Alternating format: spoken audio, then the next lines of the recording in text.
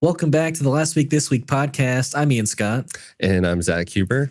And this is the podcast where we talk about movie and TV topics from the last week, give them to you all this week. And this week we got a bunch of trailers to go over with you and hypothetical segment and whatnot. Yeah, I mean, I think most of this, we'll just call this the trailer episode. or the Marvel DC episode. The Marvel DC episode, because that is all we're going to talk about today, folks. Yep. So we're gonna start with the Superman trailer. We're also gonna talk about Peacemaker, Ironheart, Spider-Noir. Like Ian said, we have a hypothetical again this week, and we also have some news that the director Jake Schreier, I believe, or Schreier, Jake Schreier. Yep. I don't know where I got Jack Schaefer from. It sounds like a right name. Yeah. I think Jack Schaefer was somebody who worked on one of the Marvel shows, but he's in talks to do the X-Men movie, so we'll get into that. Yep. But firstly, I don't know why Ian thought that we maybe won't talk about this trailer that just came out yesterday. I think it was yesterday. So. Yep. So the Superman, the full-length, 3-minute long official Superman trailer with accompanying trailer song on streaming platforms, I guess. Came out, and going into this trailer, I was we had gotten some glimpses of they were showing new villains, like what they were calling the Hammer of Bavaria. They showed more of the Fortress of Solitude. They showed a little bit more of the Fortress. But there was these clips leading into it, and I was like, okay, so what I need this trailer to do is basically give me the story, which I would say that it halfway. It didn't really. Well, okay, a little bit. It halfway gave me the story. Gave me the theme at least. But it gave me the theme.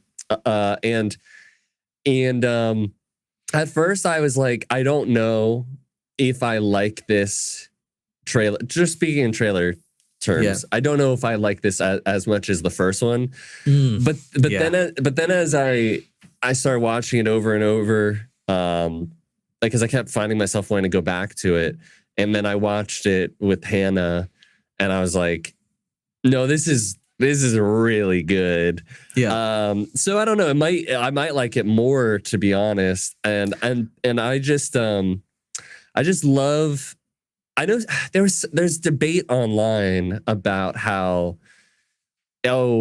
this Clark and this Superman's getting too worked up, and he wouldn't lose his composure like that when he's having this interview with Lois, and so I think one is that we haven't had Superman before that have showed a lot of emotion. I think that's where people are having a little bit of trepidation, in the movies. I feel like the comics have probably showed a different side, and I genuinely don't. I don't hate it at all that Superman is frustrated to be dealing with all of this red tape. He just wants to save innocent people. Right. And what I find frustrating about the conversations I've seen online about that and him, I think a big theme of this trailer as well is him trying and failing. It literally ends with him flying up into the sky and then come crashing back down because probably something hit him or whatever. Or he was just pile driving, back down. He was going down backwards. So, was he? Okay. I thought he was going forward. But I thought he was going backwards. And so my problem with it is, like you said, we've never really seen a Clark or a Superman character get as emotional. I mean, the closest thing is Henry Cavill in. I was gonna say at the end of that first one where he has to kill Zod. Right. Yeah. And I think when people talk about Superman's not relatable or he's too stoic and perfect, and also he's nobody could beat him, and like he's pretty unstoppable. And so like people complain about the things that they, you know, find to be unrelatable, but then when you are shown, you know, what you were asking for, right, then they go, well, that's not Superman. That's not Superman. And I'm like, so basically, I'm not going to listen to you. I'm not going to listen to these takes. Right. Because you're being like, you can not like it. Like if you're like, I just don't like how it was acted, or I don't like the tone or whatever, like you're entitled to that. But if your argument is like, he shouldn't do this, he shouldn't do that because of this, but then, you know, like, why can't he be like this? But the internet's been like saying that he's too much of like OP, right, or whatever. It's just I think the context is important too in that scene, because like I believe Lois would be able to get under his skin like no other person. Right. You know? And from what I understand, like they've been dating for like 6-8 months, you know, right, and like they're still working things out, and like clearly the way that was set up was like off the cuff.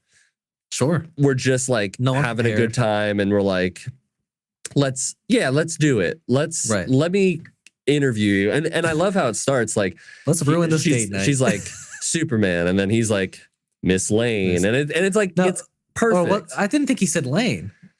Didn't he say Cronkite? Well, yeah, but he's like joking, and then when the interview starts, and she's like, so Superman, and then it'll be like, Miss Lane, and it's like is classic, like how people imagine how that, you know, always goes, right, and then they flip it, and I think like it speaks to Lois's journalistic integrity and her pragmatism, right, and then it starts to show, like how you said, the cutting of the red lines. I'm not representing anybody, you know, when it's like truth, justice, American way sort of thing. I'm just me. Right. I should have to consult the president, you know, where I'm going. Right. It shouldn't matter if I'm going into a country illegally because I'm not technically a part of a country, you know? Right. Yeah.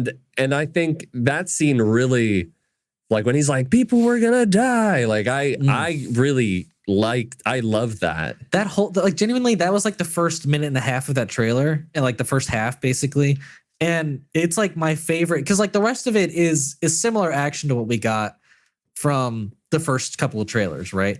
And now we get like a full on dialogue heavy scene that shows us like the true theme, like basically Superman is stuck in this world of policies and red tape and shit he has to go through just to save innocent people, and that is where he's not, oh gosh, what's the word? Not disassociating, but like that's where he's not connecting with the world in a sense, where he's in just a different sphere of thinking, you know?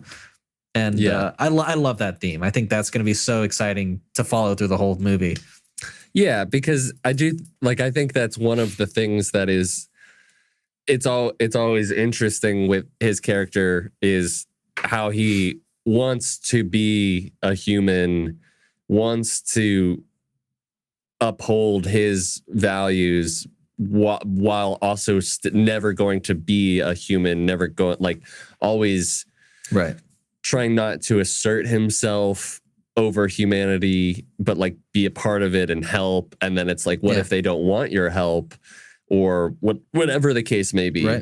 Right. And you know, it's like, I don't even think that would people aren't happy that I stopped a war and it's like saved lives, right? So it'll be interesting to see how like that's, because I read some stuff about how Lex is pretty much like he's made a battery based, like he's one of the richest guy, like everybody owns something that's run by one of his batteries, and he's got government connections, and he's flipping the script and stuff. So it'll be interesting to see, you fully see that the engineers working for Lex in this trailer. Yeah.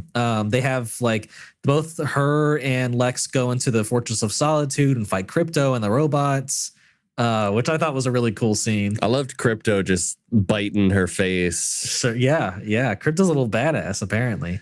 I bet when she moves her hand in the movie, like it'll just be like robotic, like it'll just be like robotic circuits and stuff on her face. Yeah. Oh, that's what you mean. Yeah. Or whatever. For sure. Yeah. No, I like the engineer's look a lot. How her hands morph into like these blades, and no, it's dope. I bet they can morph into like whatever she wants. Oh yeah, no, as long as it's like, well, I was gonna say as long as it's like technological, but right. The blades weren't really technological. Well, I mean, they are. Yeah. It is a fan is technology. Yeah, I guess you might not think of it as like high tech, but it is. Right. You know, it's a tool. It's for sure. But we also got like some new shots of Guy Gardner. He lets out like his hand in a sense, like out of the ground, and I thought that was a really cool use of the powers. You got a really great shot of we're thinking it's the JLA, right? Of Max Lord's group. Yeah, with the are we saying that's the JLA at this point? Is that our best guess? I would say the okay. Justice. Because I know, like in the comics, he's like the founder of the Justice League International, right? But he doesn't really have any affiliation with like the JLA. But I don't know. I would just say the Justice League. I'm just gonna say the Justice League. Sure, yeah. Because that's kind of what like the logo on their chest feels like. It feels like it says like it's like a JL. Yeah. And sure. I would say like after this and then the Peacemaker trailer that we'll get into, like they are like Justice League Incorporated to a certain, sure. You know what like kind of like what the new Avengers are. Sort of. Yeah, like I definitely like think the big part of it's like these corporate, like what you can and cannot do, regulations, all this sort of stuff. And for sure. And that'll be a big part of it. I mean, I'm excited to see like that Hammer of Bavaria character looks interesting. Are you saying the robot that we saw, or who are you? That's the big like juggernaut type. With the laser. With the laser is like no, that looked dope as hell. I love that action in that fight. That's a brand new character. Yeah. Saw some more with the kaiju. The score, amazing. Saw some more Mr. Terrific action. Yeah. So that was nice. What else? I will say, sorry, go on. Well, I think I'm excited to get more of Lex content because I'm really curious. Because from all accounts of what I've read, he's like, I am a humanist. I want to represent like what it means to be like the best human possible. Like I've become the smartest. Right. And so he believes that he should be even better than Superman. Like he should be adored more. Right. And I mean, he even says in the trailer, like Superman's somehow become the center of attention of the whole world, and he basically hates it. And so, I mean, that's so in line with Lex. Yeah. I think the only other thing that I thought was really interesting was that like they mentioned that the Secretary of Defense, like Rick Flag Sr., was after or investigating Superman, right? Right. But and this is kind of like we'll get into Peacemaker later, but like in that trailer, he's referred to as the director of Argus. So something has obviously happened by the end of this movie to switch him to that role. Right. So I'm really curious to see like what his arc is, how like maybe Waller steps down, maybe she's in this movie. I don't even know. But something definitely is like happening behind the scenes with him to get him to that role by Peacemaker. Right. So excited to see that. Love Rick Flag Sr. and Creature Commando. So hopefully it just keeps going. Yeah. Yeah. But yeah, overall, I'm more excited than I may have ever been for this movie. Yeah. Well, what's funny is that is like I wasn't even gonna watch it. Funny enough, I was like, you know how I do that. Like sometimes with a movie I really love, like I think I'm going to love, I'll just watch the first one and then like cut myself off from everything else. Mm-hmm. But like I was watching Knicks like playoffs last night, and it was just on. It just came on after like one of the breaks, and I was like, And I was glued immediately. Like Yeah. the dialogue, like the immediate dialogue with Lois and Clark, it's just like, oh, it's everything I wanted. You know, it's I love the chemistry, I love the conflict. It's perfect. Yeah. I'm incredibly excited. Yeah. So yeah, needless to say, I'm very, very excited. I thought it was great. Yeah. July 7th, we'll get to see this bad boy. Got less than 2 months. But yeah, after that, we're gonna talk about what came out today as of recording. Basically, David Zaslav, CEO of Warner Brothers, confirmed that we're gonna have 4 pillars they're focusing on in the DC universe, being Batman, Superman, Wonder Woman, and Supergirl. That was a big surprise for me. I mean, I'm really excited about Supergirl. I might be like more excited than most people, I would say. I mean, I would say that nobody even knows that a Supergirl movie is coming out. Right. So yeah, I'm probably one of the few who's like incredibly excited. I can't wait for this movie. But they must have a ton of faith in it, genuinely. If like she's going to be a staple in this universe next to those 3, because Right. I mean, she's never been looked at as like one of the faces of DC, you know? Right. And that's a big change. That's an exciting one. Yeah, I mean, I'm curious what James thinks about it. I'm sure he probably feels similarly, but it is coming from like the head of Warner Brothers Discovery, and like he obviously knows that movie is in production currently, and I think that due to wanting, like James saying, like, oh, the scripts, we don't move on anything, we don't greenlight anything until like we're certain we're happy with it. So right, by all estimates, like how he feels about Green Lanterns, how he feels about Clayface, definitely with Supergirl. I mean, early on, like he's just been like saying how much he loves it. Right, because he loves the scripts. Yeah. And Tom King, who wrote the Woman of Tomorrow comic, is helping out with it, and not that that's always like, I think whoever made like this like Spirit of Vengeance or whatever, there's like Todd whoever wrote Spawn, like Todd McFarlane. Yeah, he's been trying to do like a Spawn movie forever, and it's like, like maybe just don't just because like I think he's directed some stuff I think he directed like a movie in the past and it was not very good, even though he was like the one who like made the comic. But yeah, like I think they have a lot of faith. I think that this character has grown a lot in popularity. Right. Like we got a glimpse of live action Kara with the Flash, even though it was it's a different kind of take on her. Different take. Right. But so are like a lot of takes. Like I would say that the Woman of Tomorrow from, I do want to read that comic.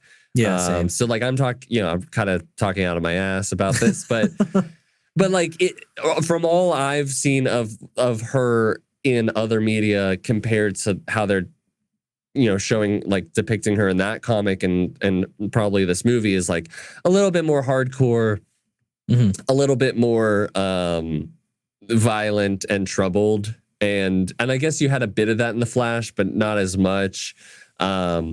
But like that kind of rings true in a way with like My Adventures with Superman. Like she has this like lovable, bubbly, personality, but at the same time is like you're kind of reminded that she's like this Kryptonian like warrior. Like so it depends on where you take it. I think she's a very interesting character, Yeah, well, I think like the story with Woman of Tomorrow starts off with like Supergirl being like depressed at a bar in space. Like it's not like, this super bubbly like person that you're immediately getting introduced to. You have somebody who's like troubled in a sense, and I think that is the Supergirl I would be more excited to follow than maybe what we got in the Flash, or maybe what was and maybe I'm talking about out of my ass with CW, but maybe that one wasn't the most right.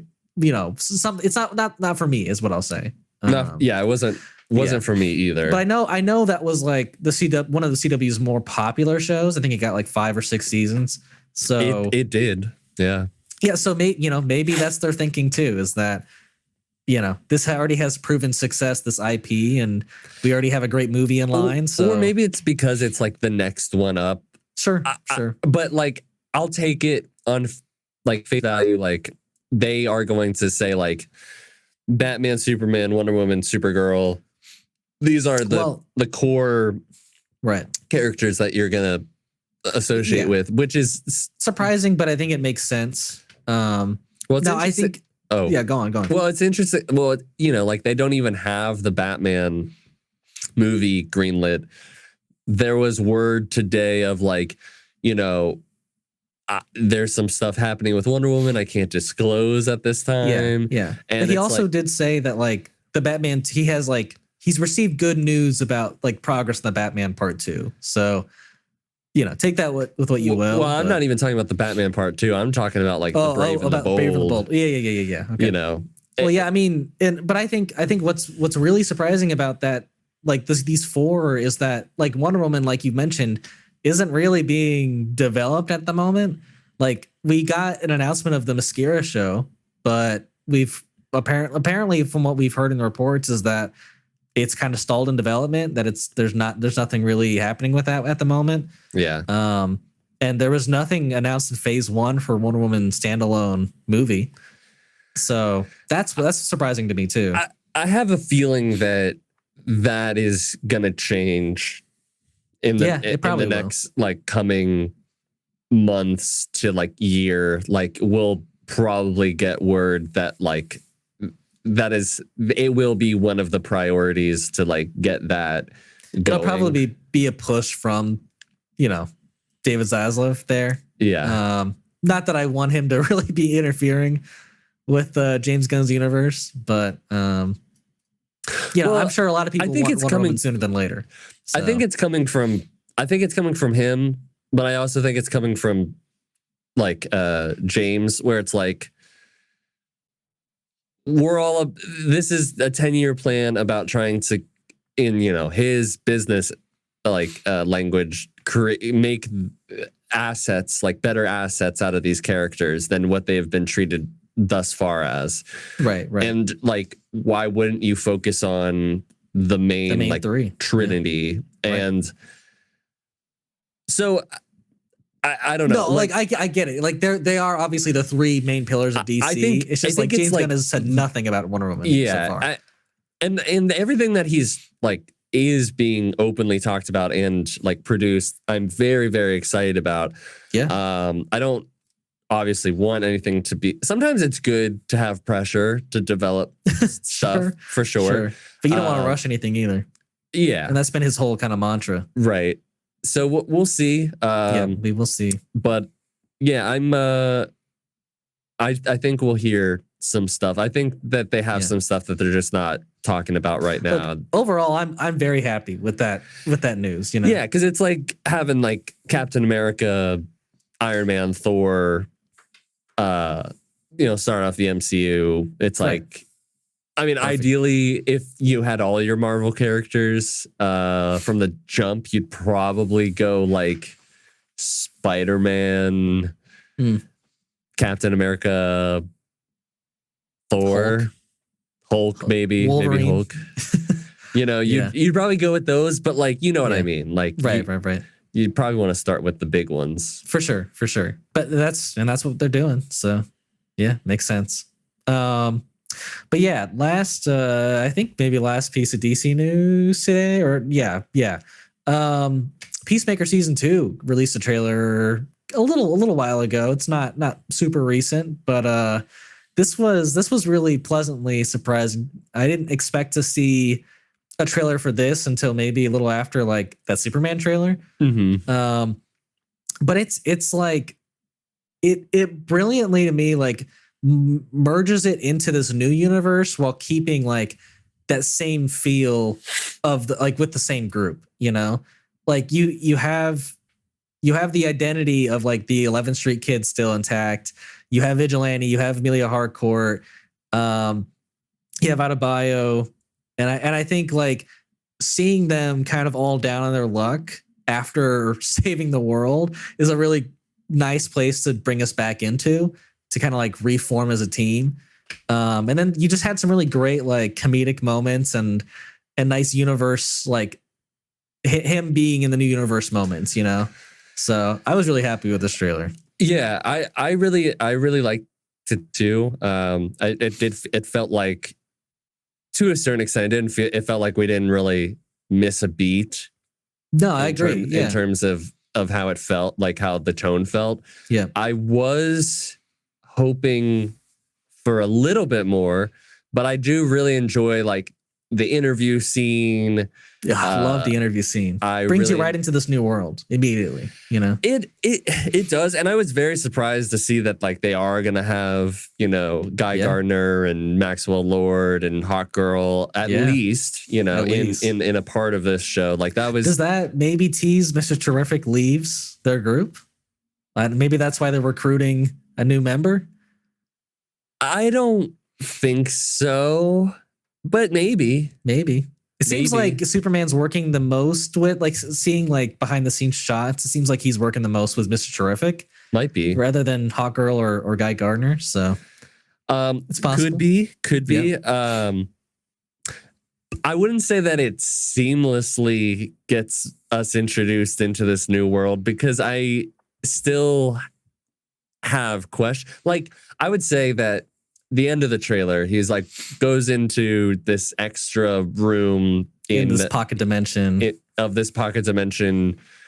I love that they bring in the house. back. Yeah. And you see, I forget, there was some stuff in that like there was like the Hanoi Rocks poster, which I was like, weird. Like, why would that be in the dad's like lab at the house? Because that was like more of a Peacemaker, like that wasn't his lab though. Yeah, it was. That's where he had a like the pocket dimension is his lab, but when he exited the door into whatever room that was, with the Hanoi Rocks poster, that's another universe. Like that's not the lab anymore. Yeah, well, I'm just curious as to like how that, like, what is that room? Like, how does that, like, is that something his dad was keeping? He was accessing, or well, that's what I'm thinking. I'm like, well, why? Yeah, I mean, like, for sure. Who built that? You know, I don't know. Yeah. I definitely built the door. I mean, somebody built the door, and I don't know. I just think the dad has something to do with it. Is that other Peacemaker? Is that from another universe? Is that the old universe? Is that the old universe? Is it the new universe's Peacemaker and he somehow got in there somehow? Yeah, right. You know, it was a cool design too. Maybe he'll be doing dual roles for this whole season. I don't know. Wow, that would be something. That'd be cool to see. No, I think it would be. But that was the most interesting part for me. Of like, I was like, oh, that could be cool. I think what they're teasing as the main conflict, which I'm really into, is the revenge story for Rick Flag Sr. You know, maybe it is the main conflict, and you know, halfway through, like Rick Flag kind of joins their team instead, right? But it does feel a little out of place for Rick Flag Sr. to as head of Argus, and I'm sure I have faith to take a revenge story. Right. I have faith that it'll like make sense.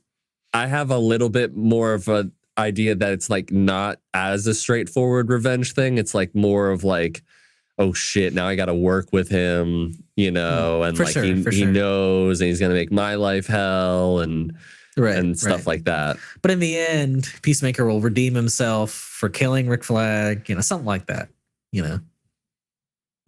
Yeah, maybe. Yeah. I don't. I mean, obviously, he's a different person than when he killed Rick, you know, in Suicide Squad. So, and kind of literally since they're in a new universe. So Right.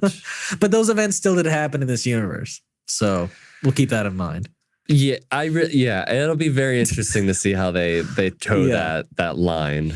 For sure. But we got a lot of like interesting things. Well, maybe I guess we kind of mentioned a bunch of them, but I think one that it was really like quick was we got to look at the like character Apache Chief.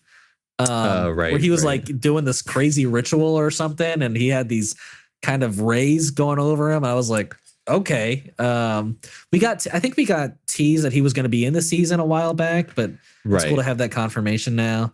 I guess that was the only other thing we hadn't mentioned yet.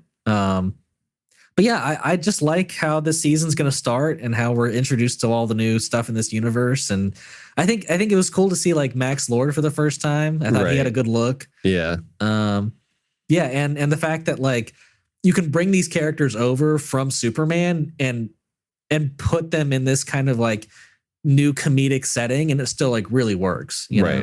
So it's nice to see for this new universe to have multiple projects look great. Yeah. Agreed. Yeah. Well, that one's coming out 1.5 months after in Superman, August. on August 21st. Yep. So we'll be reviewing that one for sure. But yeah, next up we wanted to talk about the newest trailer for Marvel's TV show universe, TV side of things. Ironheart was released same day as Superman. Not sure if that was the smartest move, but I didn't think it looked terrible. I know a lot of people don't think it looks very good, but I think it's shot really well. It's kind of my thing. Yeah, like I think it's shot well. I think the suit looks really like there was money put into making that suit look good. It's exciting to see like a physical suit and to see like her suit up. You know, like we've been missing that. You know, we didn't even have that in Infinity War and Endgame. You look with Iron Man. You know, so like the last time we really got that was Civil War, maybe. Yeah, I think it was. So it's been quite a while since we've had a physical Iron Man suit. That's exciting for sure. Yeah, I think it looks very well shot. Oh yeah, I mean it wasn't directed by Ryan Coogler, right? No, it's like just executively produced, which is like after just coming off the success of Sinners, like it's great that like he was like a part of like some of the marketing, like talking about Riri Williams and this show coming up. So like having his hand in anything's gonna be good, but he also is the one who did Wakanda Forever. And although that movie had a bunch of problems, like wall shooting and everything. I really liked that movie, to be honest. I mean, I liked it, but I would say that I really didn't care for how Riri Williams was introduced or was She was the weakest part of the movie. She really was. There was no excitement after that movie about getting an Ironheart show. No. And so like it starts off well, like really well. Like I enjoyed the, getting like escape out of this elevator. Or you're gonna die in 3 minutes. Like that was good. That was genuinely good. For sure.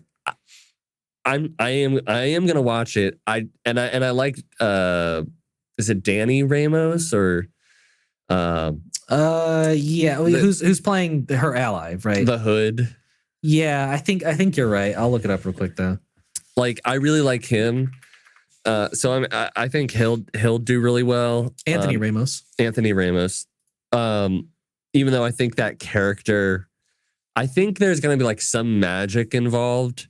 For sure. Well, I will say there's a description about his character already. If you want me to read it real quick. Sure. So it says, so his name is Parker Robbins, and he also goes by the Hood. Yeah. And you see him like wearing this kind of hood throughout the trailer sometimes. But he's an ally of Riri's who dons a hood that allows him to tap into dark arts and magic.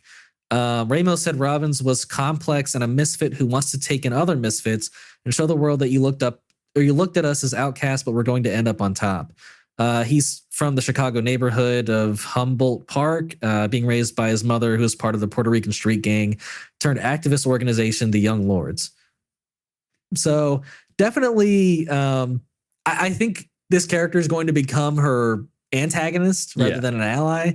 And it'll be a nice, I think, like dichotomy, or I don't know what you want to call it, but like, well, like kind of contrast versus technology. Right. I think that'll be a nice theme, a nice, visual to look for. But yeah, I mean, my problem with the trailer though is I don't have anything about this, like nothing about this story, the way that they've presented it so far makes me feel like that's a compelling story that I want to watch, because her whole thing throughout the trailer is like, I want to make something iconic. And I'm like, right. Well, and I'm like, you're basically just building an Iron Man suit, which you already have. So like, I'm just, I don't know this. Yeah, I agree. The story for her isn't compelling. Like, there's nothing that you're like, wow, that's a really dramatic, like, motivation or something dramatic happened to her. It's just like, I want to make something amazing. And like, this guy's maybe it's something else that she's building that's not the suit, but it seemed to be the suit. And or like another version of a suit, or another version of a suit. And I don't know, like maybe if this universe had never seen an Iron Man suit, but it's like I've already seen it. Yeah. I mean, sure, is it impressive that you're able to build it like by yourself at MIT? Yeah, that's pretty cool. But yeah, like not to take away from the character, this character still feels very derivative, and I'm waiting to see what is it about this character that it warrants having like their own show following the story with them, because at this point, like, she feels more like Cassie in like Quantumania. Like she's just kind of like a younger like female version of Ant-Man. Right. Or at least like Kate Bishop like had like things like arcs and like things that like even early on I was interested in like what was going on with her family, and like trying to like, I guess, like prove something, or like I don't know, like but none of the and it's like, or it's like Hulk Jr. It's like, oh, you're Hulk, but you're like younger. Like she's like Iron Man, except like she's young, a woman in MIT. Yeah. So I feel you. It's not the most captivating. I don't know. I don't know. I like some of this trailer. I like that she's still at MIT and she's still a college student. Like, I like young heroes. Yeah. I don't think, and I think again, it looks really well shot. Having Ryan Coogler being somewhat a part of it is a good thing. Right, for sure. Just like Matt Reeves was a part of the Penguin. Yeah, I don't think it's a bad trailer. No. I just don't have, there's nothing in it that's like pulling me, like I really want to watch this. Right. Well, I think what's kind of worrying too is that they're releasing the first 3 episodes at the same time, and there's only 6 episodes total. So does that mean they're just going to drop the next 3 the next weekend, and then that's it? This is 2 weeks of Ironheart. I mean, maybe. I mean, people have been saying that they really don't have faith in this one, and that's why there's been almost no advertising, marketing, trailers. Why they're releasing it 3 at the first time. I think that this is like one of the last. I think Wonder Man might be very good. But this is from the old regime of like, let's pump out like show after show and movie after movie. Because from what I understand, like this has been done for like, it's been done for a while, a long time. Yeah. So I think they're very aware that it's like, I don't think it's gonna be good, unfortunately. Agreed. But I do think it's like, all right, let's get this last one out.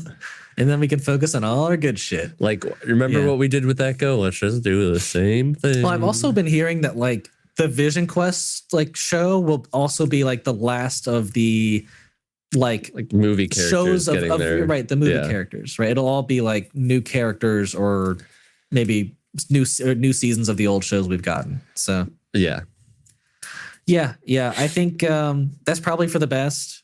Let's just pump out 1 to 2 a year at the most, and keep it kind of separate. You know, I like it. Yeah. But yeah, that's Ironheart for you. But now we're gonna go into our kind of hypothetical this week. Kind of hypothetical. We just kind of wanted to bring our own, I guess, ideas of what realistically Sam Wilson's Avengers will be at the start of Doomsday. And this is, and spoilers for those of you who haven't seen Thunderbolts, this is basically what is being set up from that end credit scene. There's going to be a new Avengers team and a Sam Wilson's Avengers team. So yeah, what were you thinking of who would be on Sam Wilson's team here? Considering like who was announced, who wasn't announced for Doomsday, I don't know. For me, like I still feel like it's very possible that the Avengers that we get are going to be the only ones that were like announced with the casting. Okay. But I will add, and I'll show you the ones, or talk about the ones that I do think are big contenders to be a part of it. But for right now, I really do think that it's going to be Sam Wilson, Captain America, Joaquin Torres, Falcon, Thor, Scott Lang, Ant-Man. Shuri as Black Panther, I do think she'll be in it, but like you don't have her in the lineup, or you do? I do. Okay. But I that one I'm like just a little bit like I don't know about. Right. And then I would put Shang-Chi. Okay. So just, is that 6? Is that, or 5? Yes, it's 6. 6. Okay. Now, I don't think Spider-Man is going to be in this movie. It's very possible. I don't think he's a part of the Avengers. I don't think he's going to be in this movie. I don't think that Hawkeye is a part of it. Yeah, well, I don't know if Jeremy Renner is ever going to come back. I don't know. There's some like weird energy with him and Marvel right now. Well, he said he was down to come back for Hawkeye season 2. They just need to give him the same amount of money that he got for the first they one. offered him half the pay, which is like a spit in the face, really. Mark, like Hulk, he's retired at this, like he's smart Hulk, and he hasn't done any fighting in like years. Yeah. Like the most is like at the end of what, She-Hulk he was fighting. So I don't know. I do, if I had to put money on it, I would, just because she wasn't announced, so it would be a little risky, but it makes sense. Like if you're going to have Shang-Chi and Wong is talking to him at the end, and so is Captain Marvel, I kind of feel like you would have Captain Marvel. Right. She feels like at least at the end of like the Marvels, she was like going back home. Like it feels like it makes sense. Back into the Rambo's place. But besides that, I would probably only put Don Cheadle's War Machine. And so I would say like tentatively. But like lock in your name. Who you think will be like the team at the start? Because for sure, the ones that are for sure are the first 6 that I said. And here's the thing: I don't think like at the start of this, I don't think there's going to be more than like 6 or 7 of the Avengers. Like I think they're going to be like a straight up team, not like 20 of them. You know, right? Yeah. So like I do say those 6. Okay, but I would not be surprised if it's like War Machine or Captain Marvel. Okay. We're not incredibly far off, but I do have some differences. I mean, obviously, like you, I have Captain America, Sam Wilson, Joaquin Torres, the Falcon.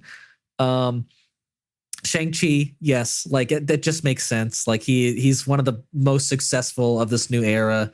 Um, I think, yeah, like you said, he was talking to Captain Marvel, he was talking to Wong. I think he would be in the Avengers.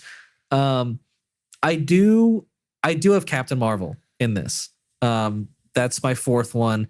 I think she's connected with Nick Fury. Like she's back on Earth, like you said. I think she has a renewed energy about her to want to like help Earth, and I think the Avengers are like the biggest way you can do that, right?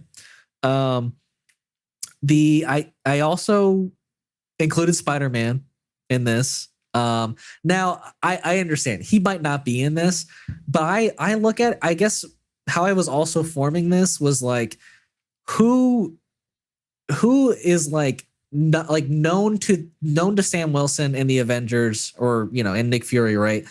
And maybe like who's like really powerful and who's like really known to the public. And I feel like it would be very easy for Sam to be like my in my head, I look at it like at the very start of the movie, he's the last person that they've like recruited, and Sam Wilson like flies into New York and like finds Spider-Man and is like, "Hey, we need you again," even though I don't really know who you are, or something like that. And but I do also think my last But two. how do you get in contact with him if you don't know who he is? I mean, you just gotta find him roaming around New York. I mean, that's what Sam would have to do. But I don't think that's like incredibly hard to do for Sam. I think he could do that, especially since he's flying around. Mm-hmm. So, yeah, my last two would actually, yes, like you, I put Ant-Man, but I also put the Wasp. I think at this point they're a package team, and she, in the comics, she's a founding member. Yes. She's, she hasn't been on the Avengers yet. I think she had an opportunity. She wasn't. I think after Ant-Man 3, she doesn't. It wouldn't make sense to not include her at this point. I would love for her to be in that. Yeah. But something about her not being announced feels like, as a part of the cast, feels very telling. I feel you. But like, she just logically should be. She should. Yeah. Yeah. But, and she might, like, again, like, Brie Larson wasn't announced, and that was very surprising, but I really do think she'll be a part of it. So I have three people on my team who weren't announced yet: Spider-Man, Captain Marvel, and the Wasp.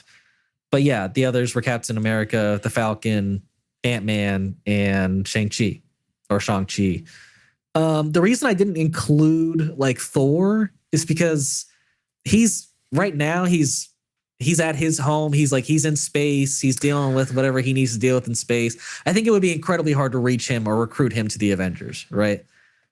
Yeah. That's my thought. And then like I didn't include Black Panther because she's the protector of Wakanda. She's not going to go to America and hang out with the Avengers. I don't feel like. I think she'll come with like M'Baku, like they'll be kind of maybe like a package duo. And then like Doctor Strange, neither of us included him, but we both get that he's like the protector of like the mystic arts. He's not going to be like an Avengers guy, I don't think. No, he's not an Avenger. Right. So yeah, like, and I felt like Hulk and Hawkeye and War Machine were all like kind of past their prime. Like, yeah, I think they'll help, but they won't be like, eager to join the Avengers again, I don't think. Yeah, I mean, and there were other contenders in like my maybe category, which were like, White Vision and Star-Lord are still out there. Valkyrie is the leader of Asgard, and I'm like, she's kind of there. Yeah, I know, I feel you. Moon Knight's out there. Oh, no.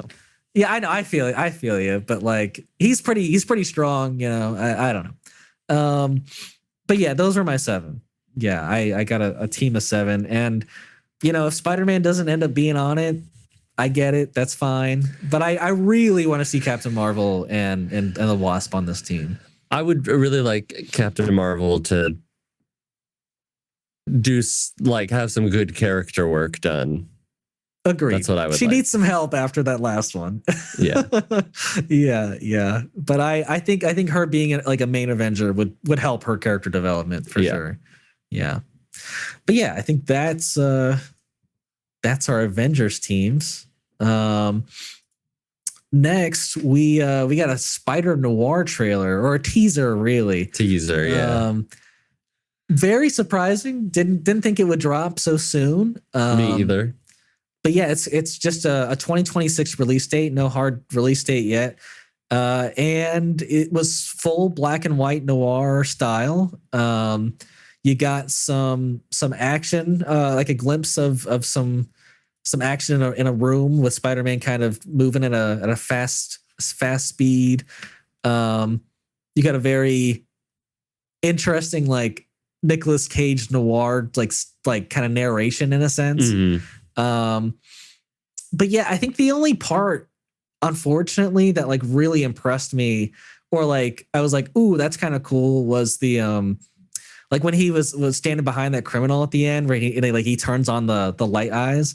I was like, oh, I didn't expect those to be like lights in his eyes, right? Also, how does that work? Yeah, how does he see through those? I have no idea. Right. Yeah, that's a good question. But I think, unfortunately, I don't know if you got the vibe, but I got this like almost CW vibe out of it, where it just like there were shots that were kind of weirdly angled and kind of felt a little cheap. And I don't know. It feels like there's some more refinement that could be done with this. I know what you mean. Yeah. So the way that I feel about it is it was such a short teaser, right, that it really it would be silly to judge it harshly, to judge like what I like, judge it hard. And I'm not get like the way it has moments that I'm like, this could really work, because it's still coming from Amazon, right? Who they do great things, who've done really great things. So like it just might be like a tone that we're not privy to with the way that this teaser was presented.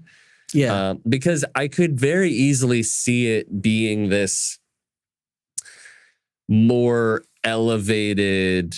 I mean, I think it's kind of comes with the nature that like this spider detective character, like I feel like it kind of has to be a little campy in a way, but I could be wrong. Like it could be this. I don't mind the like way that he's like acting or anything like that. What I'm trying to say is like they could still take it. They could take it really seriously and have like really like the way that it's shot. Like I know when we first watched things like that Spider-Man animated show that Marvel did, or even the Spider-Man Into the Spider-Verse when it was first coming out, like I don't think that I was particularly like, I remember when like Into the Spider-Verse came out, I was like, this art style like seems kind of weird. And once you watch it, you're like, oh no, I get it. Like I'm into it, and it works, and it flows. And it might just be something that just doesn't lend itself to like a 45-second teaser.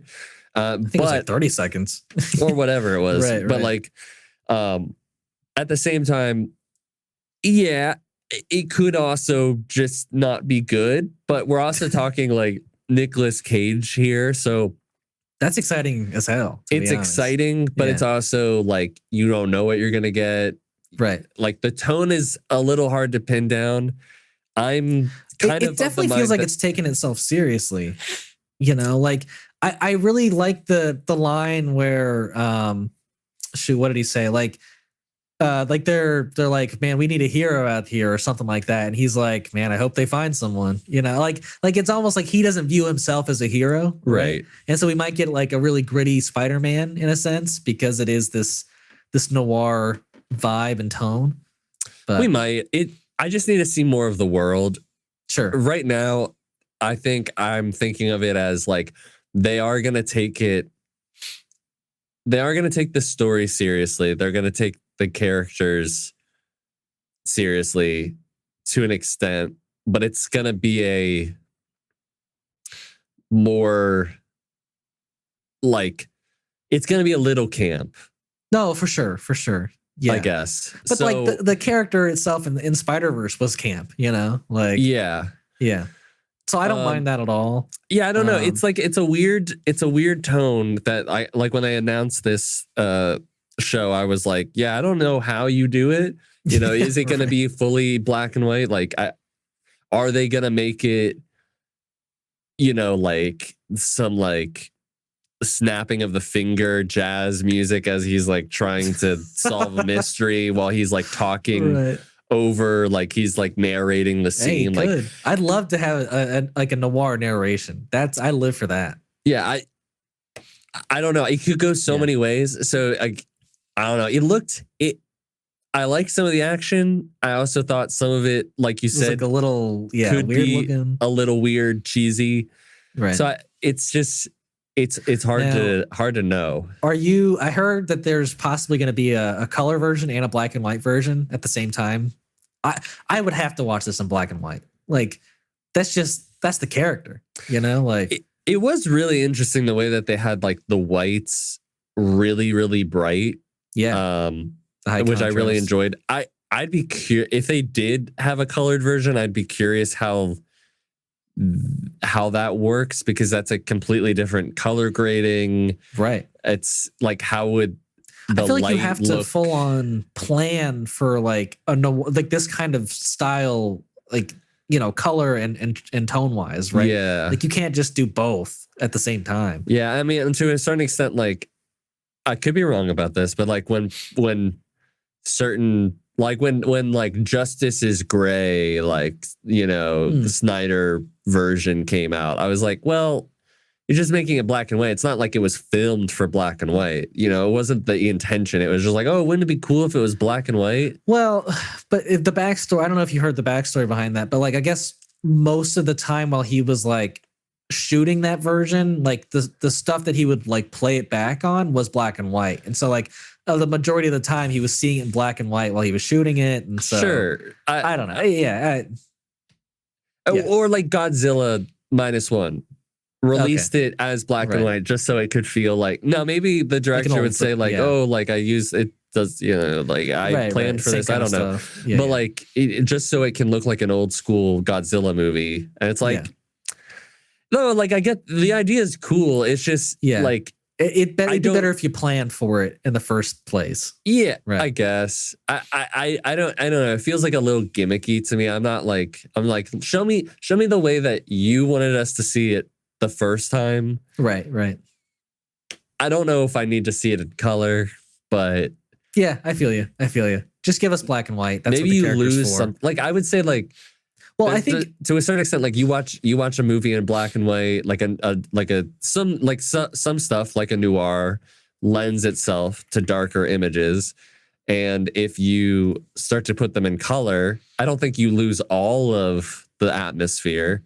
But you lose a majority of it, which might be one of the things that makes it appealing. I think the reason they're probably doing it is because it's like, I think the general audience is probably like when I was growing up, I hated black and white movies. It wasn't until like, I started getting into college where I was like, oh, this is actually something kind of special. And I think there's a portion of people out there who would see a black and white thing and be like, I'm good, Yeah, definitely. So I think if they are doing this, then that's probably the main reason, is to give everyone the option, right? Yeah. I mean, I guess. It feels a little weird, but like I guess that's why like some people are like, I only watch the dub anime. I only watch the sub anime. Right. It's like, all right. Yeah. No, I feel you. But yeah, like we said, that one's coming out sometime next year. Read words on the screen. Those people suck. But yeah, that's Spider-Noir for you. Hopefully we'll get a full trailer sometime in the next 6 months. I'm Right. sure we will. But yeah, last thing we wanted to discuss was the news that Thunderbolts director Jake Schreier is in talks to direct the next MCU X-Men film. This is, I mean, great news, obviously, even though like the movie isn't necessarily a hit at the box office yet. I think it's doing pretty well. I think it had like a 55% drop the second weekend, which isn't like the worst, but I was hoping for better than to be 70. Honest. No, for sure. Isn't that what Captain America got? Was that 70% drop? Right. So look, I'm just worried about this film only making like 500 million because I think that's barely breaking even for this one.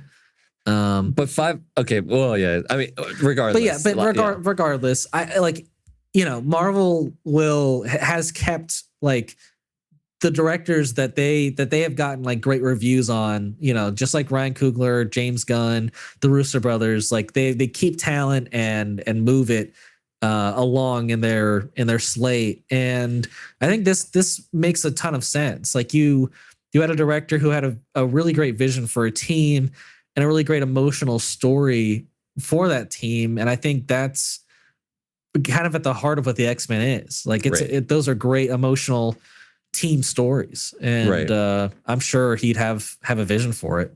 Yeah. I mean, so not only has he done Thunderbolts, he's also directed episodes of Skeleton Crew. That's nice. Another team kind of story. It was like two. I think it was one episode he did of Skeleton Crew. So he's got a little bit of the Disney. He's in the pocket of Disney just a little bit so far, and like Skeleton Crew is great. Like you were saying, he showed that he's able to handle a group of characters well. He's able to give, for the most part, every one of those characters a reason to like them, learn about them, have connections with them. And he also created, I think, one of the more like atmospheric wise, tone wise, one of the more interesting Marvel movies that they've put out. I would, not that it matters, but like he also got, like, I would say he got an artist to make a score that is probably one of the most memorable Marvel scores that they've ever done. Yeah, for sure. Like I would say like Wakanda, like the first Black Panther is probably gonna be like the absolute pinnacle. Like that's the best score that they'll probably ever have until I see, like, hear otherwise. Okay. But I would say Thunderbolts is like close to it. But just it's not going to be as like culturally like significant, but I do think that it has one of the most like it's one of the most unique sounding scores. And also you gave Bucky a score. Sometimes when I listen to different like pieces from it, like, and if you could do the same thing for like the X-Men, right? I think one of the things that like the DC movies do so well is like they have these scores and there's the vibe and tone for their characters that like when you hear and you see it, it's you like, get these themes and you're like, oh, that's the character, right? Know? And like, I mean, granted, you probably could just do the for the X-Men. Oh, sure. And everyone like would rework the shit out of it, right?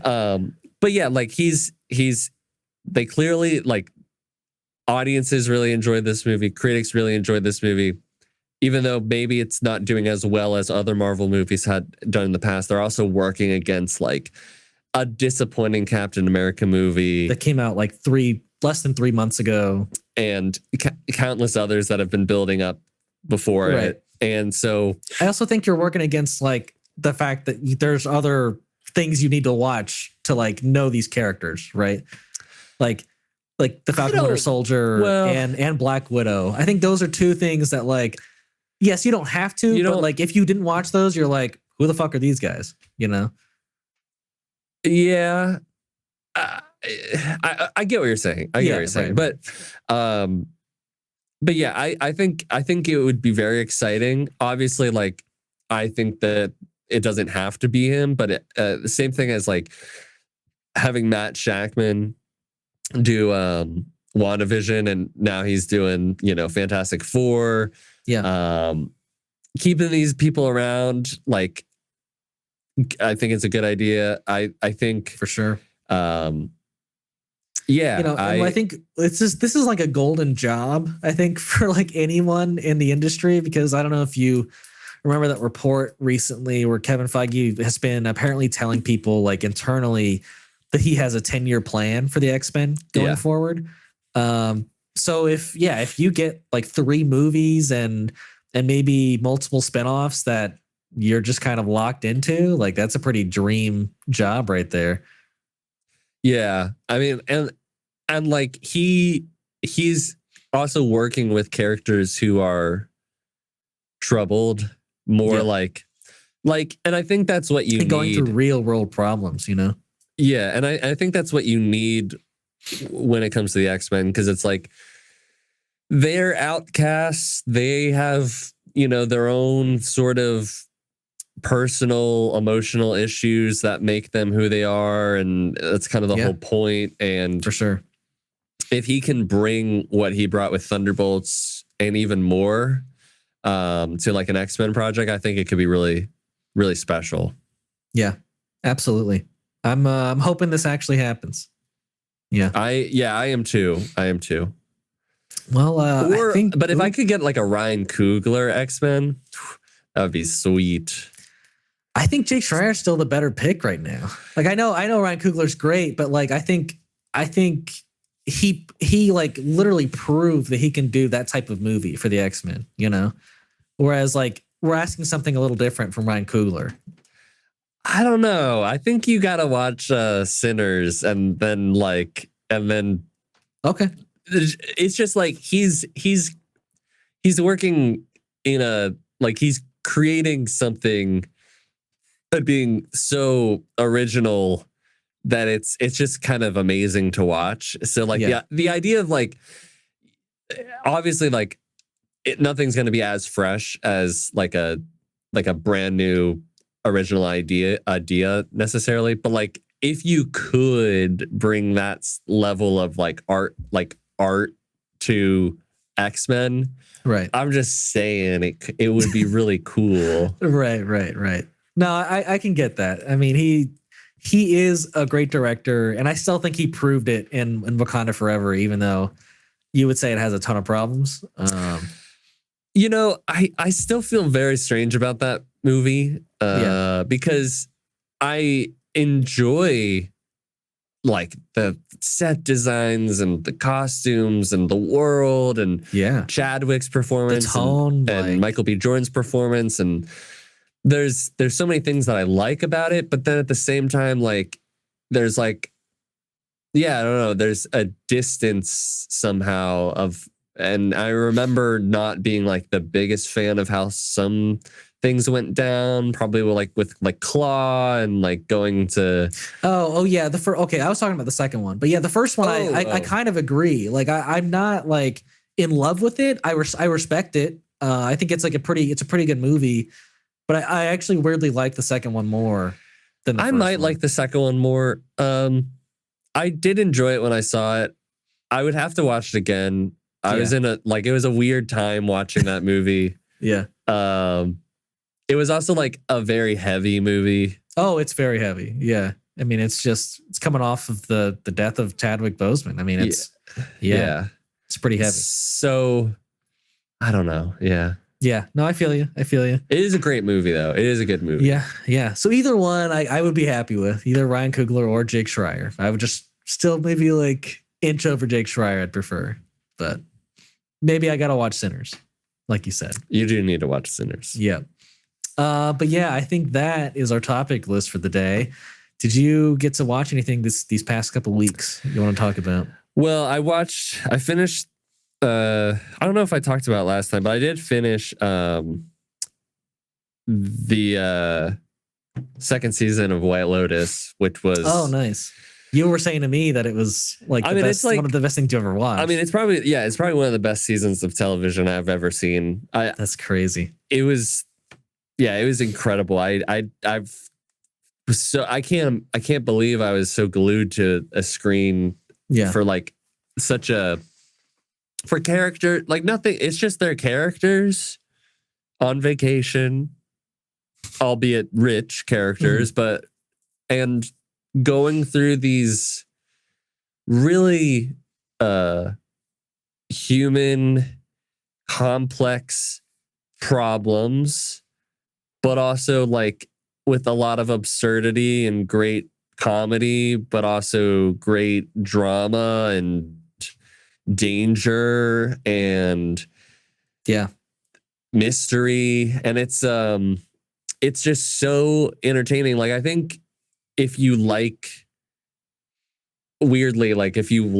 some amount of reality TV, like a Survivor, like name whatever reality TV like show, there's like this thing that when you're watching it that like you just get glued. Like you don't know these people, but like you get invested, and as time goes on, because like you might watch the first episode, like, oh, that was cool, like that was good, and like I enjoyed what I saw, but like, you know, nothing's you're like not hooked yet. You're not like nothing mind blowing's happening. Right. But then as like everything goes on, you're like, oh my God, you know, and so I feel like together and I just feel like it does this reality TV sort of thing where it's like the drama just builds and it's very good. Nice. But I think that's all I've watched. Okay. Yeah. Well, you know, similar to how you're feeling about that season, I just finished. It's been a while since I was watching Mr. Robot, but I picked back up on season 2 and finished season 2. I didn't think it was going to be possible to really rival that first season for Mr. Robot because of like the twists and turns that season takes, like in the reveals.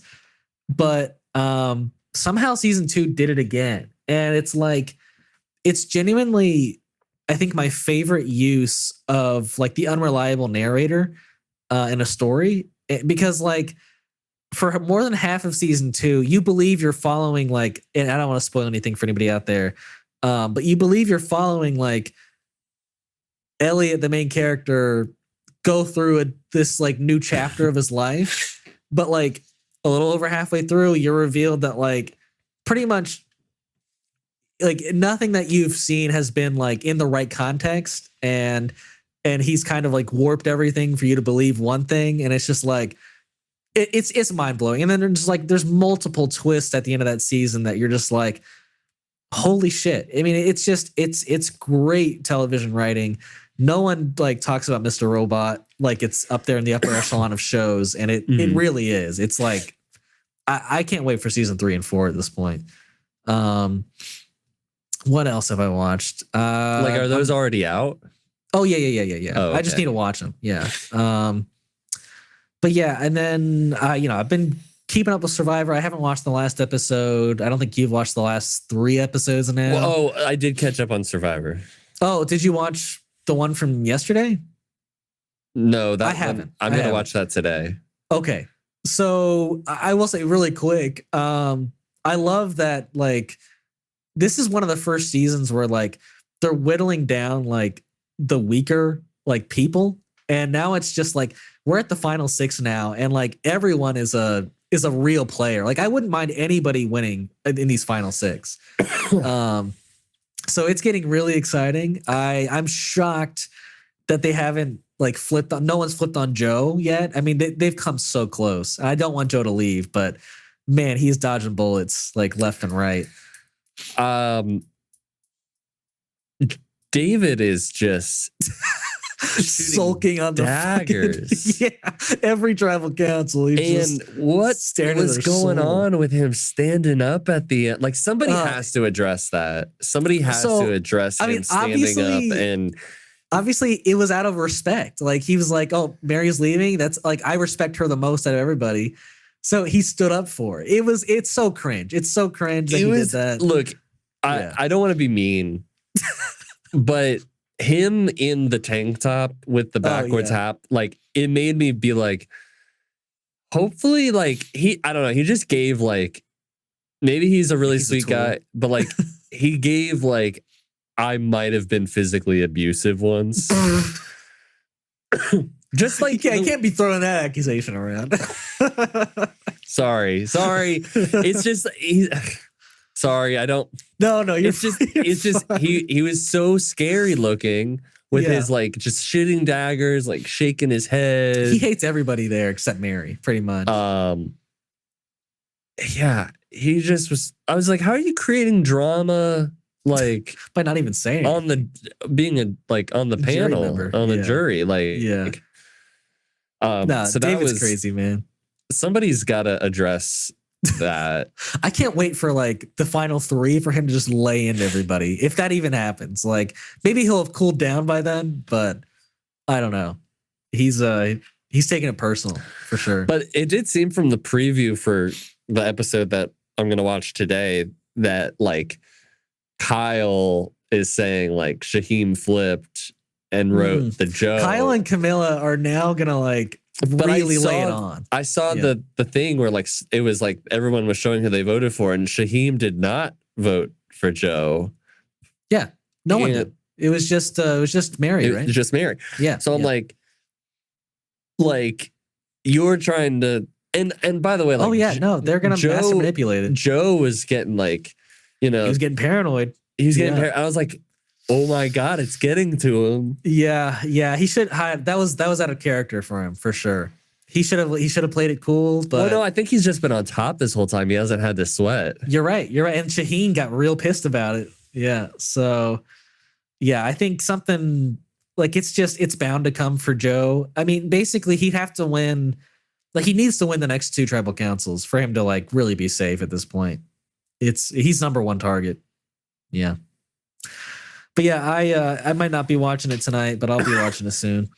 Huh? Yeah. I said I won't be watching it tonight, but I'll probably be watching it soon. Okay. Yeah. Anything else I've watched? Picked up some new VHS tapes. So I watched Remember the Titans on VHS, Lilo and Stitch on VHS. It's a nice nostalgic feel, okay? I like watching it. If VHS. You like inferior picture quality and sound. You just said like an episode ago that you were kind of getting it, So, I wasn't saying that I was kind of getting it. I get why people like it. I just think like it's just, look, if I could watch like Lilo and Stitch doesn't really count. Maybe a little bit, but like if I could watch, I don't know, give any 90s movie or like Spider-Man 1. Yeah, I have that on Maguire. VHS. Yeah. If I could watch it in 4K, I'm watching it in 4K. I'm not watching it. No, I'm not even saying that like every time in the future now I'm only gonna watch it on VHS, but like once, twice, like it's a nice like way to go back and like, I don't know, feel like you're back in that era, right? I mean, do you want to listen to gramophone records so that you can feel like you're in the 1920s? No, but I don't have any nostalgia for the 1920s, Zach. So. Do you find yourself wanting to listen to your favorite songs on cassette tape? Again, I never used cassette tape, but I get your point. I do. I get it. Or CD. Well, I won't lie. Like, at least there was a while there where like the sound quality I was getting out of a CD in my car was better than from my phone. Well, yes. Which so I don't mind a CD, but because we're still technically kind of at CD quality, but whatever. Like whatever. It's just what I can't. Yeah. Well, there's things like Star Wars where like there's the original, tapings of that, And same with Lilo and Stitch. They edited out that like, not that it's a big deal, but you know. I mean, like, yeah, I would like, even if if that's the only way to watch it, like I'd probably rather watch the unedited version versus like the Lucas cut. Yeah, for sure. Those are exceptions. Yeah, agreed. But yeah, I think that's all I've watched these past couple of weeks. I mean, and Avatar, you know, just going through season 2, which has been great. But yeah, I believe that's it. And I think that is it for the podcast. As always, thank you guys for watching and listening this week. If you want to watch and listen in the future, we release these bi-weekly and we release reviews weekly at this point. If you want to support us and any of our channels, those links are in the description below. And if you want to give us a like, a comment, a rating, a review, or subscribe, we greatly appreciate it. And until next time.